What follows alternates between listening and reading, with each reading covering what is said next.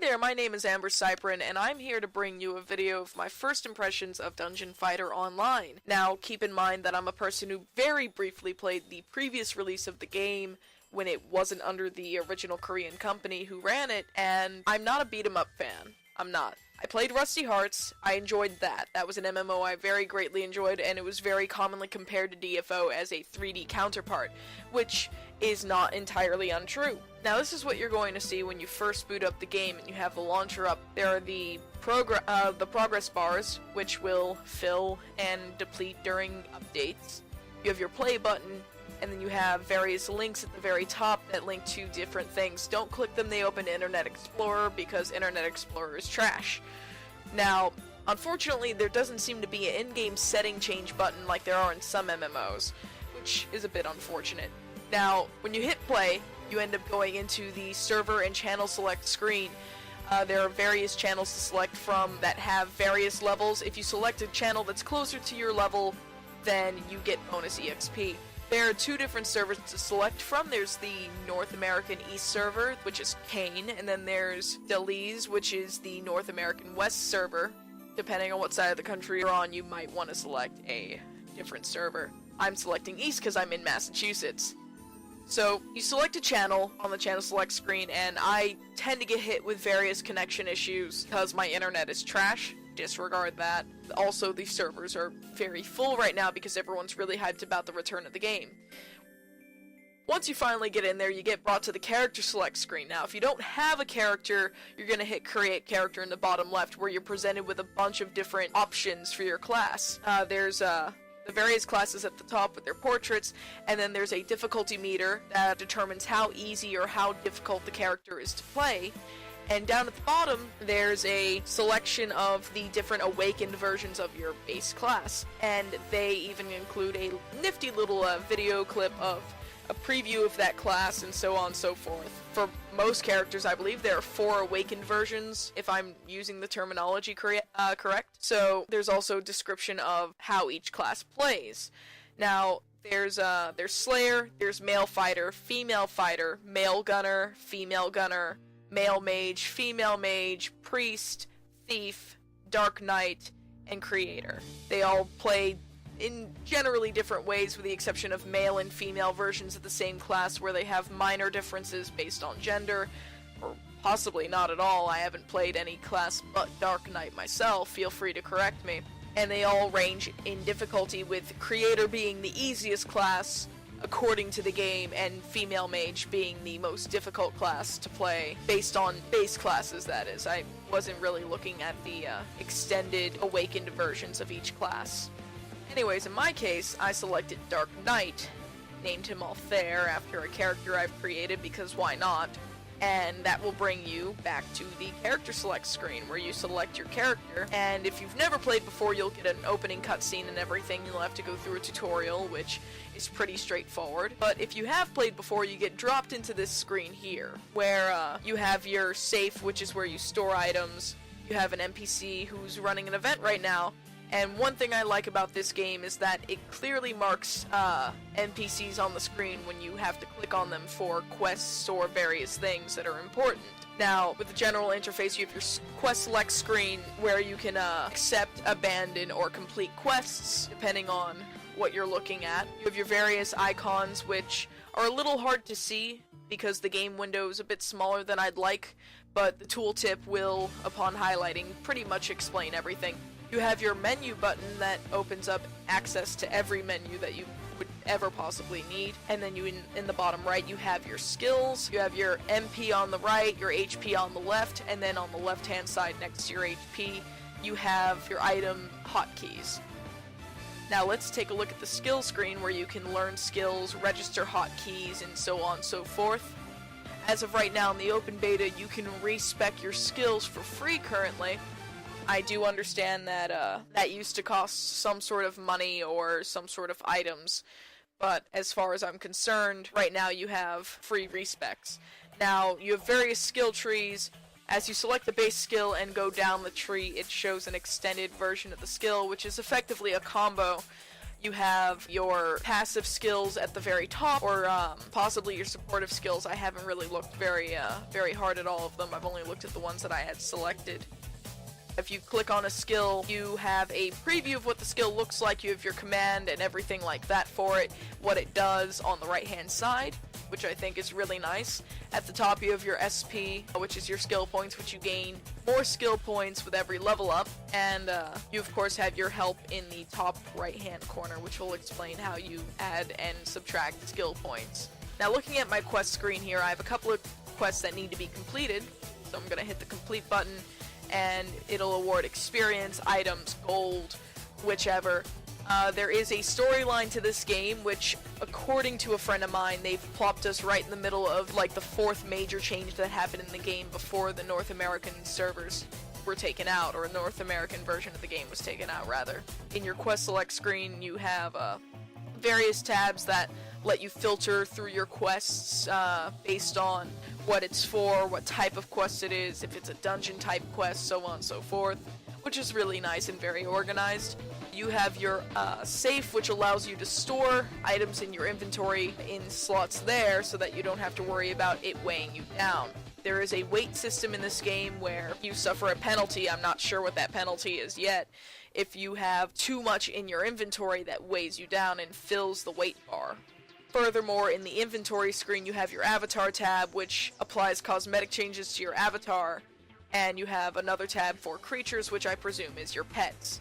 You also have your quest tracker on the right hand screen, which you can move around and drag all over the screen, and of course there's also a map.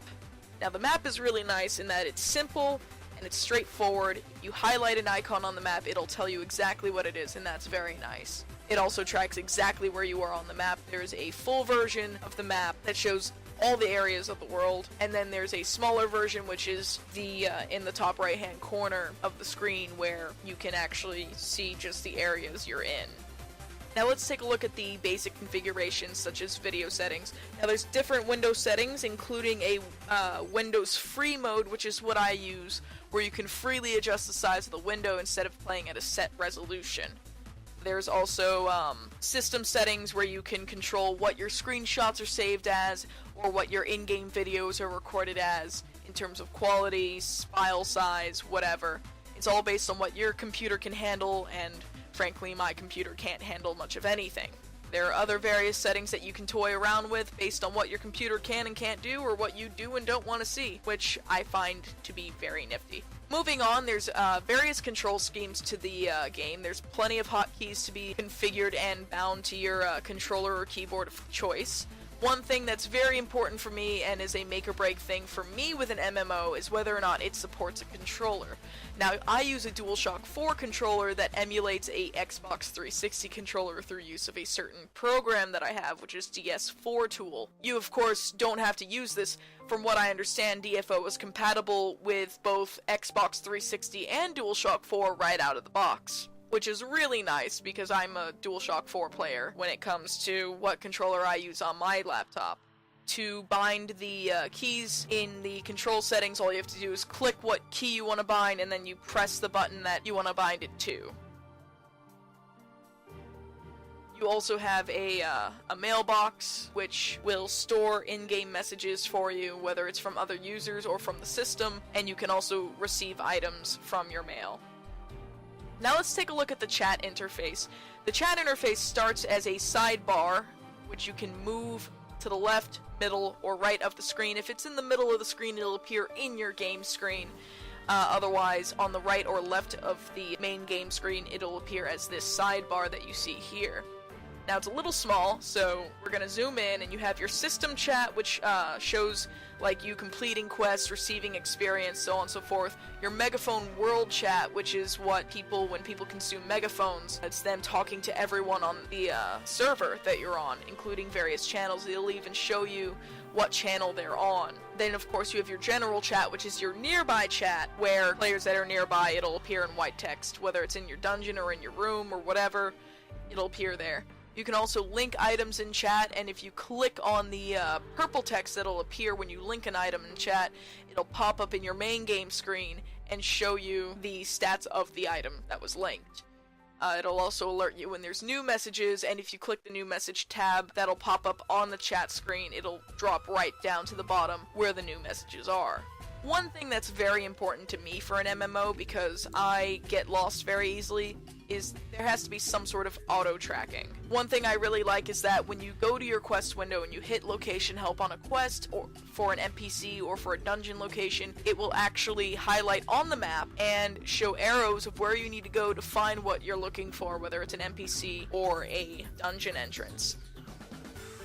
Now when you get to a dungeon entrance, you'll be presented with this screen here, which will show all the dungeons that are in your area, and it'll also alert you if there's a quest that can be completed there in the top right hand corner of the dungeon name, which I think is really nice. It'll also show you levels. It'll allow you to find a quick party to do a dungeon with. You also have your go to town buttons, which will let you back out of the screen. You also have various difficulties you can select with the left and right arrow keys. Overall, it's very simple, very reminiscent of Rusty Hearts for me, and I can appreciate that.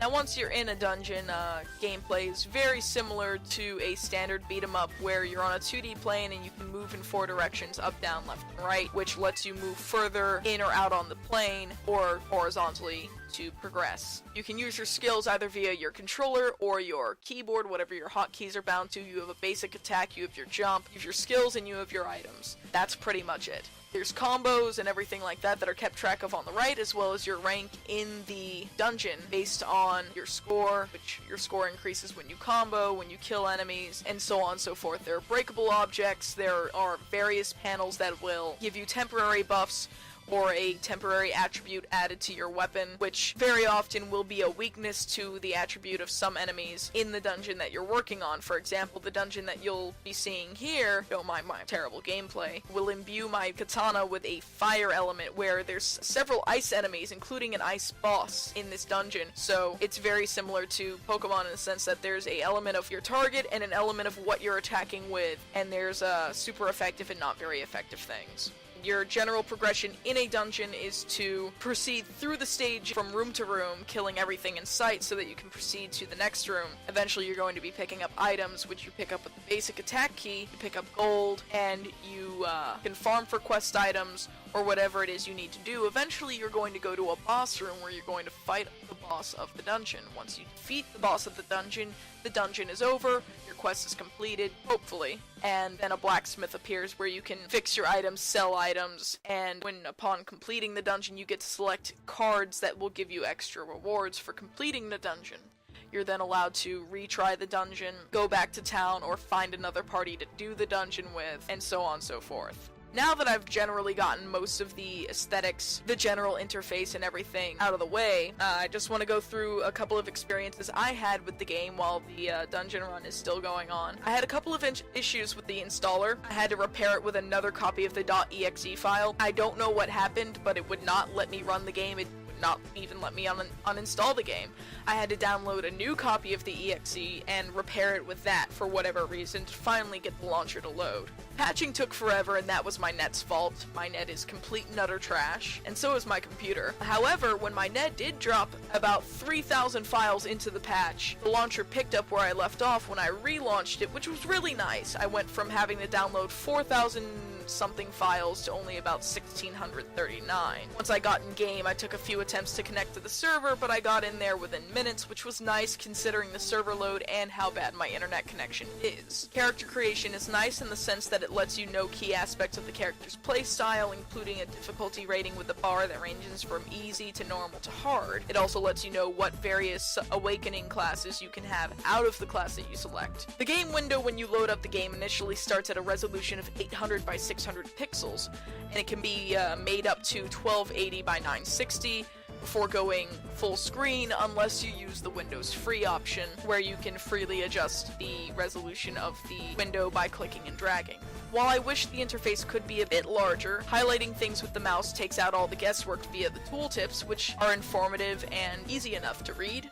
Very glad that Xbox 360 and DualShock 4 controllers work for binding to hotkeys, and it's all done via the controls menu. You can bind buttons to nearly anything, and the only thing that doesn't bind with my controller is the triggers, which often don't bind to most games that don't support triggers specifically, since they read as a Z-axis and not a normal button, due to the pressure-sensitive nature of triggers. Overall, the gameplay is fluid enough for me to enjoy it, although the game feels a little slow when compared to a game like Rusty Hearts where there's free 3D range movement, and even L-Sword, which is a 2.5D beat-em-up game. It's also been a while since I've touched a beat-em-up, so going from point A to point B on the screen without having to use skills seems a little sluggish and a bit sticky at best for me. However, I could probably just need adjusting, so don't mind me nitpicking that. The game is fluid, the game is enjoyable enough, and while I wish general movement was a little nicer, it's perfectly fine, it feels polished. Overall, I would recommend giving DFO a try if you are either into MMOs, into beat-em-ups, or into games that feature any sort of combo system. I went from someone who did not enjoy the game to someone who could possibly enjoy the game a bit while it's in open beta at least. I don't know how long I'll be able to stick to the game because of the type of person I am with MMOs, but this is definitely an enjoyable game and worth looking into if you enjoy MMOs or if you enjoy beat-em-ups. That's gonna be it from me. I hope you enjoyed my first impressions of DFO. This is my very first attempt at doing any sort of video like this. So, rate, comment, subscribe, and I'm looking forward to being able to provide more videos like this, or maybe not if you don't like it enough. So, look forward to more things from me, and until then, I'll see you in the next video. This has been Cyprian. Take care, guys. Later!